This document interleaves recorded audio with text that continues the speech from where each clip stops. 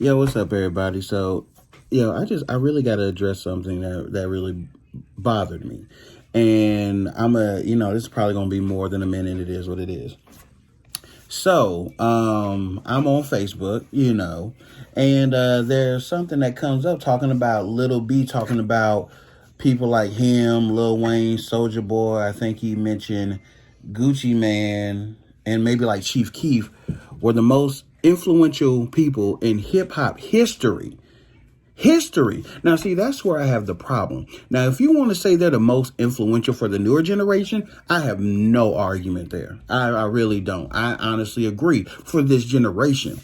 But when you really start talking about the history of like the entire thing, bro, it's just not true, and it's not based in any real facts. And this is why I say this, because I put up there, I guess people like Rakim, Curtis Blow, and LL Cool J, they just didn't do nothing for the culture.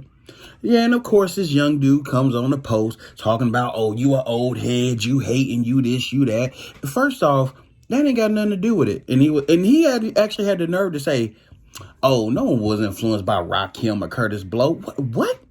What are you talking about? Let's just start with Curtis Blow. Y'all can clown him all you want, but guess what?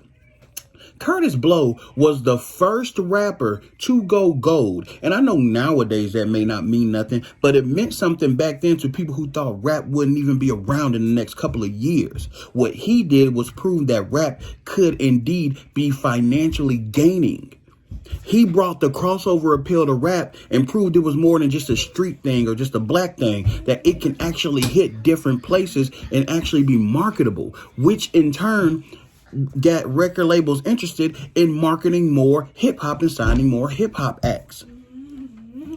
So influence right there. Then let's talk about Rakim. He had the unmitigated gall. Well, wasn't no one trying to dress like Rakim or do something like Rakim. Bro, your favorite rapper is Rakim.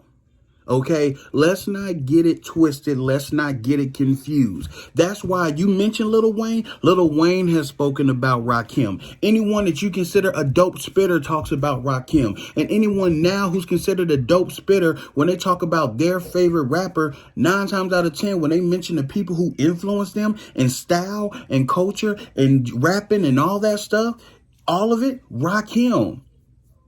There's a reason that his name still rings bells to this day. And it's like, it gets annoying really trying to educate. And like I said, educate, not hating. Just educate and let y'all know, like, look, if you talk about influential hip hop artists throughout the history of hip hop, you can't just start from the year 2000, bruh. You can't start from 2010. You have to go back late 70s, early 80s when hip hop really started taking off and becoming popular to talk about the most influential throughout the history of it. And it bothers me because you youngins, and I'm going to say this, and this is real.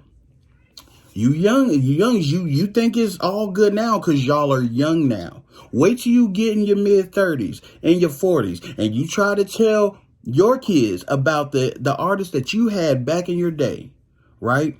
Try to talk about the artists that influenced you, and watch that younger generation tear them down, not giving them any doggone credit, and see how it make you feel.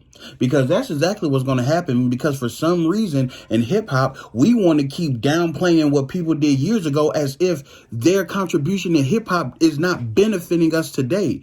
Guess what? If it wasn't for the people like the Run DMCs, the Kumo D's, and all these other people that proved that hip hop could be successful and prove that it can be financially gaining and prove that it can be marketable, guess what? No one would have rocked with hip hop, and then you would have had to do it for the love. You wouldn't have been doing it just to get out of the position you in or to make money to get your family out the hood like some of these people be talking about they doing. Like, I don't really even rap like that. I don't like rap like that. I just did it for the money. There wouldn't even be no money in it if it wasn't for them.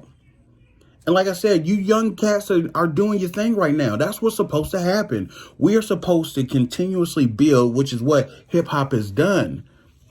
Hip hop has built it up from the 80s, 90s, 2000 and 2010s. Now we're in 2020 and hip hop is a huge market. Rap is a huge market. Now and I could go into hip hop and being more than just rapping, but we just going to stick with that right now because that's a whole nother video and that will make this thing like 30 minutes long. But understand though, man, like, look, when we're talking about this stuff, when we're trying to tell you about it, we're not trying to downplay your artists. At least I know I'm not. I'm not trying to downplay you new guys because y'all doing what y'all supposed to be doing. Y'all taking hip hop further. And then the people that come behind y'all are going to take it even further. And the people who come behind them are going to take it even further. But the issue is when I mention a name like Curtis Blow or LL Cool J or Run DMC or Rakim, I shouldn't be getting these dumb behind looks or these dumb behind comments. Who they influence? They influence everyone to make the culture what it is today. That's who they influence. They influence the people who ended up making this culture big today and to make it to where you and the people that you love and the rap that you like hearing to are able to even do this and make a living off of it. That's what they influence. They influence the entire game for the better. Now, you can sit there and talk about the music. I honestly feel like that's subjective. You either going to like it or you don't like it. Hey, that's all up to you. Okay, cool.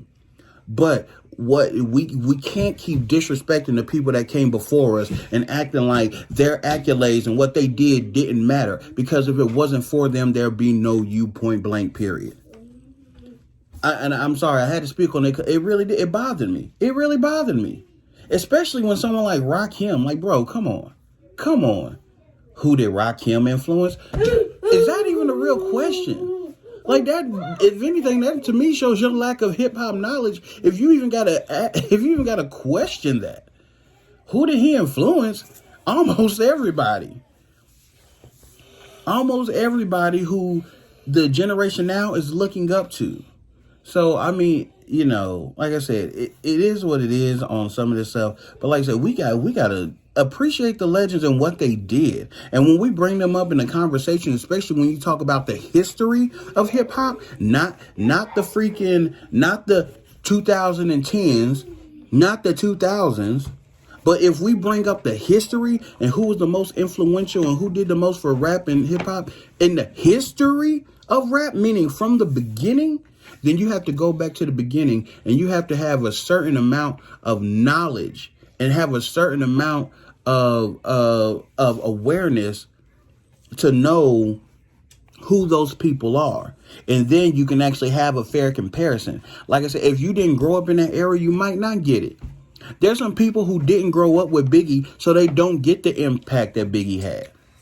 You know what I'm saying? You don't get that impact because you weren't there in the beginning and you didn't see how he switched up how you could rap and started doing multi-syllable stuff and started really bringing forth the storytelling aspect of it and all that. Like, y'all weren't here for that. You know what I'm saying? Like, y'all weren't here for it, so therefore it's almost like y'all don't even appreciate that because you weren't here for it. But we're telling you the impact that it had. Even someone like DMX, which, you know, he's getting a lot of shine and credit and stuff now. And actually, he has been getting. I ain't even going to go there because he has been. But we're telling you the impact of him releasing and like within a year of each other 2 platinum selling albums, which at that time was something unheard of.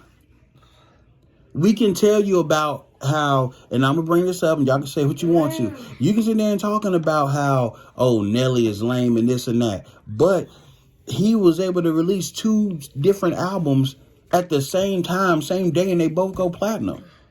And that may not be nothing now, but him doing that then is making hip-hop look better and making hip-hop age well as far as going into the future. So now you young guys have a chance to do the things that you're trying to do now. So just appreciate them. Let's stop the hating. Let's stop all that stuff and quit thinking that every old person, I'm only 34, I'm not even old, but quit thinking that all these old heads or whatever else are boomers, like y'all like to say them little dumb phrases or whatnot. Let's stop acting like this because we're trying to educate you and let you know what came before. That doesn't mean we're hating on the newer artists. Some of us are, but someone like me, not really. I really ain't. I'm just trying to educate and show y'all, hey, look, this is where it came from and this is why it is today. So we need to appreciate all. But I'm going to end it like this. And like I said before, if you want to talk about who influenced what from 2010, cool. If you want to talk about who influenced, all these different decades, cool. Bruh, when it comes to the history, though, there's a lot more. And it started way before 2010. So that's all I'm going to say. And yeah, I said what I said and I feel how I feel. Yeah, peace.